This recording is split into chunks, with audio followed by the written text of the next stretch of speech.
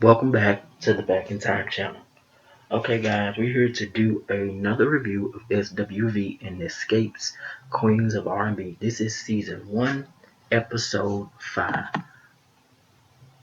So we get to our opening scene and it's Tamika. She's on the phone with Tasha and they're both in agreement that it's been too long that they have gone at this period without talking, and they feel like they need to meet up. And Tasha was telling Mika that she was at the studio so she can stop back and come and see her so they can talk because it's been stressing them out. And so when we get to that scene, that Tamika arrived to the studio with Natasha singing. Once again, Tasha sounds good in the booth and outside of the booth. And while she's waiting on Tasha to come out of the booth, Rocky is sitting there near the engineer or whatever, and he speaks to Tamika, and she flat out ignores him. And we can get to why I believe she did that a little later on down in this review. But the two end up talking in private, and it's an emotional conversation. It's emotional because Tasha's trying to figure out how did they get to this point. They both trying to figure it out. And Tamika saying she don't know, but Tamika saying we're both at fault. And Tasha like we both have fault. And Tamika was like I'm in agreement with you. I'm saying that, or Tasha saying that, and um, she was like we've been through worse. We've been down, but we gotten back up. And so she was like, this shouldn't be any different. We gonna get it together and stuff. And I thought this scene right here was very good to show because for the past several weeks, all we've been getting is them two bumping heads, and it's really just been nasty between those two. The way it comes off that they not even speaking, and so to see them let their guards down as sisters and try to work on it or try to at least figure out what's the issue, it really showed signs of them trying to take the next steps to repair or reconnect with their relationship. So that scene was pretty good. They ended up hugging it out or whatever, saying that they'll talk to each other later. And Tamika left the studio. Now, this next scene was kind of short, simple, and quick. It was basically both groups, SWV and Escape. They were all holding auditions or whatever for the show for dancers. So they was basically playing a part in picking people to be background dancers, and everybody was in attendance except for Candy because she had other obligations. You know, Candy is a woman on the move. She stayed having a whole bunch of things going on, so she was the only one that couldn't make it. But they ended up picking and choosing who they felt like was best, and all the dancers was pretty good. In this next scene, we have Taj, Lily, and Coco, and they having lunch, and they touch briefly on discussing Lily's book, and Lily's talking about how she didn't know that it was so difficult, so hard to come up with erotica stories. And she was like, man, she was like, it's hard. And then Taj was like, you need to go buy 50 Shades of Grey because after she read that or whatever, she went and told her husband to get every toy there is or whatever, and they did a whole bunch of experimenting. And they even had conversations about escape. Taj brought up the fact that when she met up with Tamika, they had a disagreement on uh, Escape's song, who's ending or whatever. And she said that Tamika told her because Candy and Tiny has more followers and whatever, that they should be able to end the show with understanding instead of weak. And then Coco chimes in and she says that Tamika ain't even relevant. And Lily goes off and says that well, since she talking about Tiny and Candy so much, tell her that's her butt to kiss, not ours. So basically, she's saying that they don't have to kiss up to Tiny and Candy because they've been doing this long before, even after Escape decided to get back together. Even when Escape wasn't together, they were still doing shows and stuff. They got their own thing going on. And Coco was like, well, as long as she didn't punk you. And to me, I felt like these women, although they are due the respect for being legends or whatever in the game, whatever, I still felt like they were all on the defense mode. Like they're not looking at this from a business standpoint. They're looking at it from a personal standpoint. and that's where I feel like things um, go. That's how I feel like that's when things went left on last week's episode because everything, the personal and the business, are getting intertwined. But I'll touch on that a little bit later. Let's go to the next scene where we have Tiny and her daughter Zanique. They having a discussion about how Tasha made sound check and how she was surprised, Tiny was, that Tasha had the best energy out of everybody. And she was like, she was hoping that they can continue this momentum and get things going at least so they can be able to get their show. But if it don't, Tiny says they still got bookings without Tasha. And so at this point, they still was touring separately without Tasha. Even though Tasha is supposed to be in the group or whatever, they still was continuing as three members with XSCAPE. And so in this scene, basically Tiny told Zanique that they all was rehearsing Tasha's part. Tiny also said in her confessional, which I was surprised, that she admits that Candy was right because from the very beginning, Candy warned Tiny.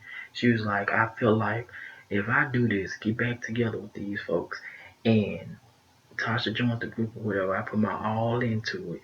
She feel like once they or once Tasha gets what she wants, she's gonna leave them high and dry. Basically, she was like Tasha was basically using Tiny and Candy, and I feel like that too because they have a social media presence. They have a huge following. They've been relevant for a very long time and successful with it. So why not hop on to that and ride their coattails until you get to a position where you want or where you can get what you want. But the mistake that Tasha is making is that she is trying to leave the group or go solo at the height of their career because um, they are more relevant today, I think, feel like, than they was back in the 90s because of social media, because social media keep keeping them in the forefront and they on reality television. They weren't getting no reality TV shows like that in the 90s for any groups. So we got a next short and simple scene, really nice. You got Lily with her sister. She's taking her daughter's dog to get bathed and groomed. And that was a short, simple scene, but it was nice because it was her with her sister, and they seem like they are very close, which is always nice seeing them two interact. We get to the next thing where we got Coco and Candy, right? Coco and Candy, they meet with Steve. He is a part of the set list and he wants to sit down with them so they can approve what they have thus far. And Coco questions in the confessional, why is he even doing the set list if he's supposed to be doing some kind of now, right off the rip, Steve goes into explaining or the rundown or how they starting the show, how they end that stuff. And Coco immediately, no, we not doing that. We not doing that. We not doing that.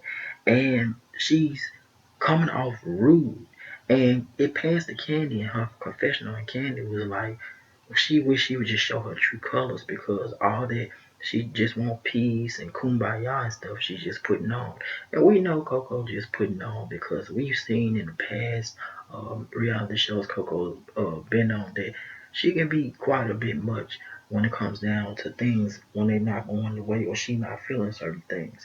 And so her and Candy have a little tiff back and forth about, ending the song because Coco feel like SWV should be ending the song, and Candy feel like XSCAPE should end the song. But Coco's problem is that she feels like XSCAPE trying to run a quick one on them, have them seem as openers still, and if XSCAPE closes with their song, then SWV is gonna look like the openers, which I understand. But I'm like,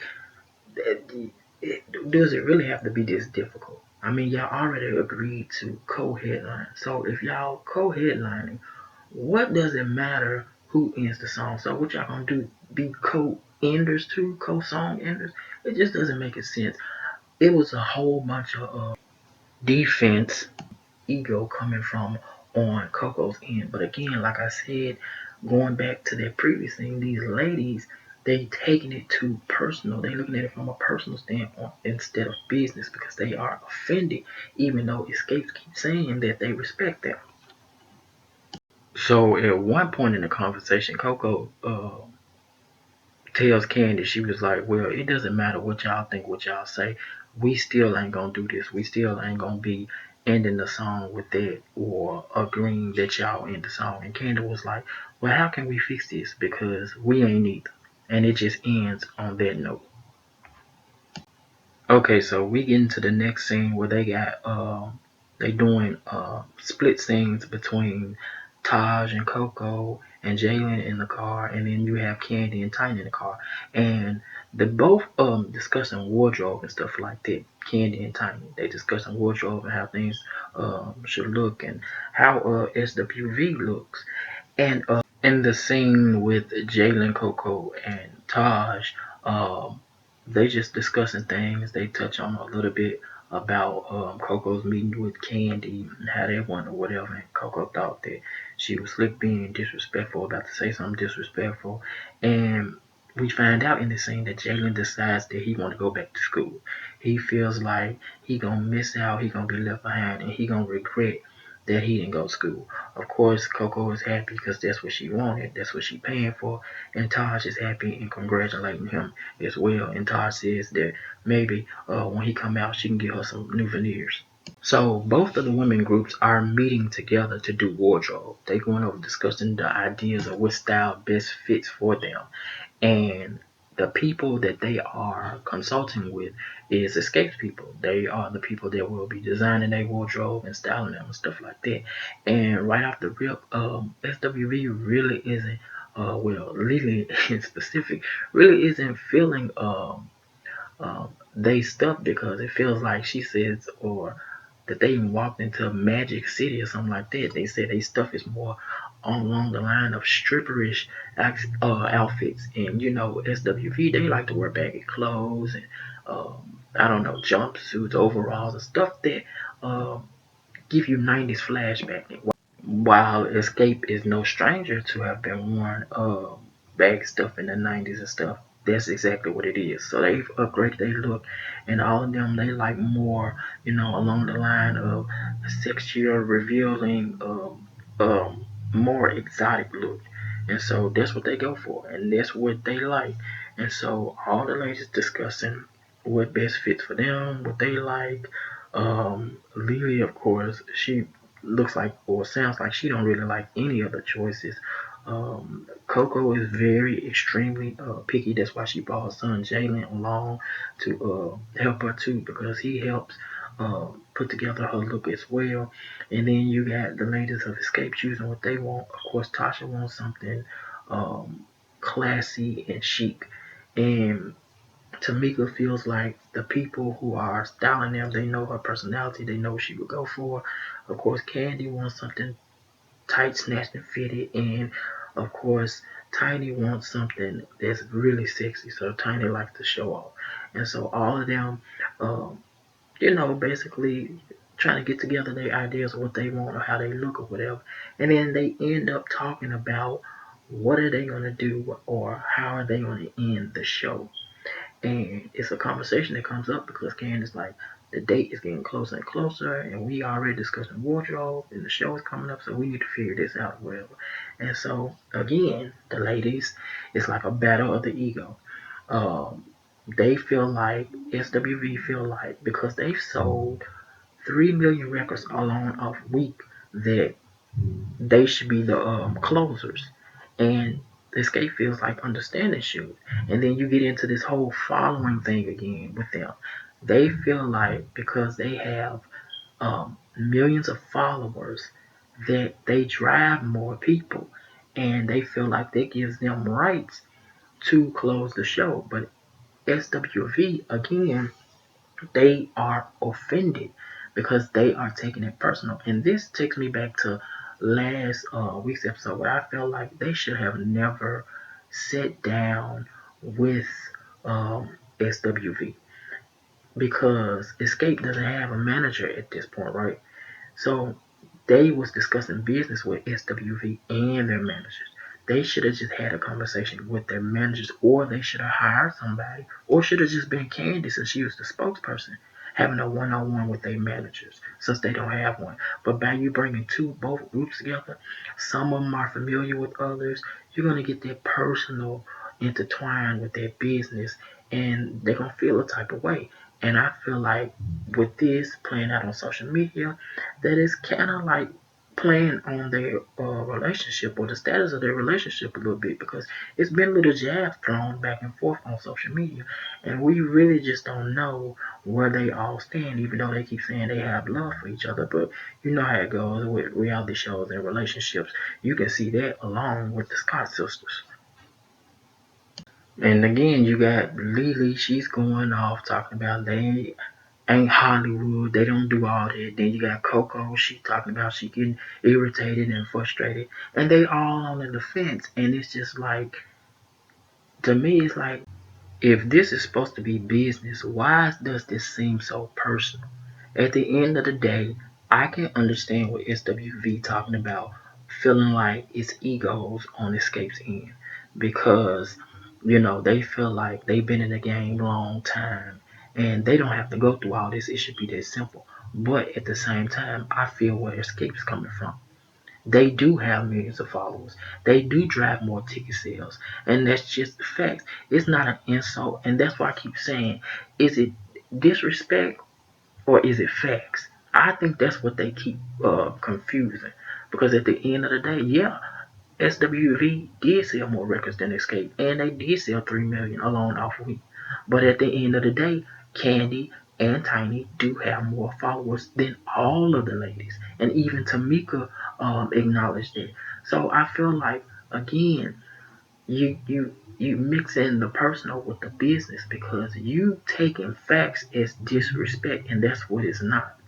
And so, again, they just going back and forth on that, and they just arguing and bickering on what they gonna do. And Tasha says, you know what, Kim, how can we fix this? Because I ain't signed up for this.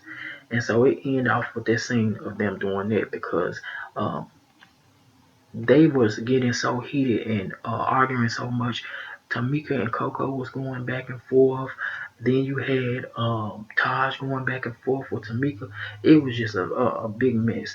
And so a lot was going on up in that scene, and I felt like it just was really unnecessary. But that's what happens when you have a whole bunch of egos flowing around, and you get people who are in their feelings. So after that mess of a meetup, we get the last scene, guys, where we have not SWB, we have Escape.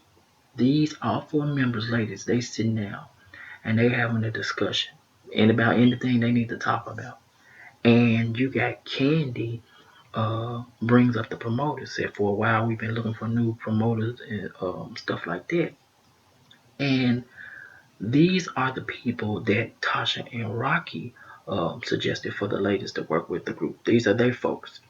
And so Tamika brings up, she was like, I got some text messages, some evidence showing that Rocky was getting money on the side, for bookings. And automatically Tasha went in defense mode, like, what? What are you talking about? So she automatically got defensive. And Tamika pulled out evidence. She pulled out printouts of text messages between Rocky and the promoter.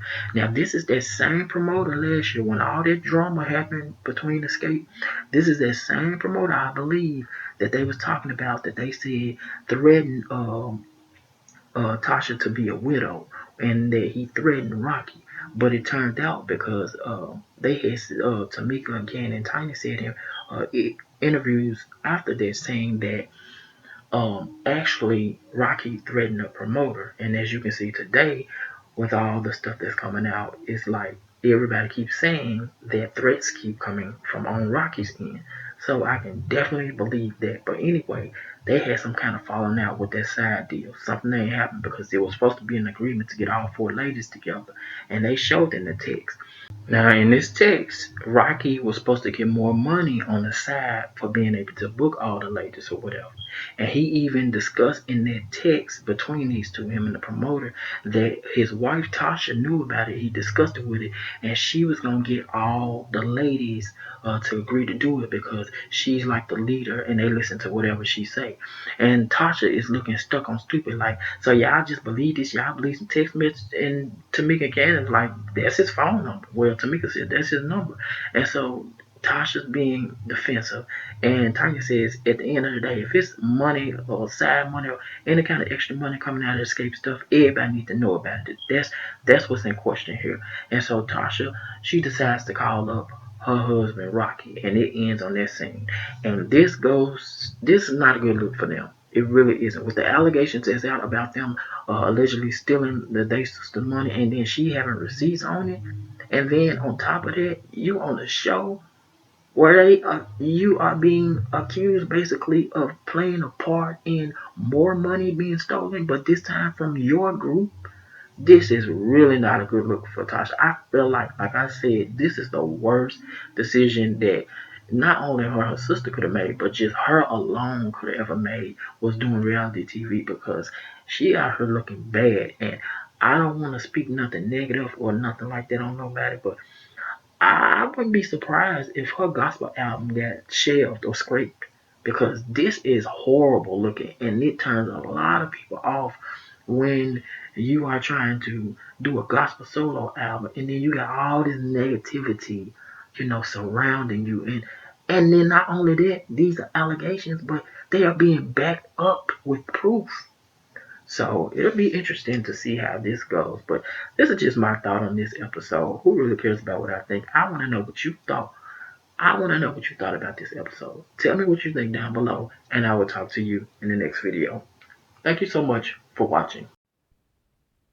Be sure to like, share, and subscribe here with us at Back in Time. But until next time, this is a good time. Get the stepping. This is a good time. Get the stepping.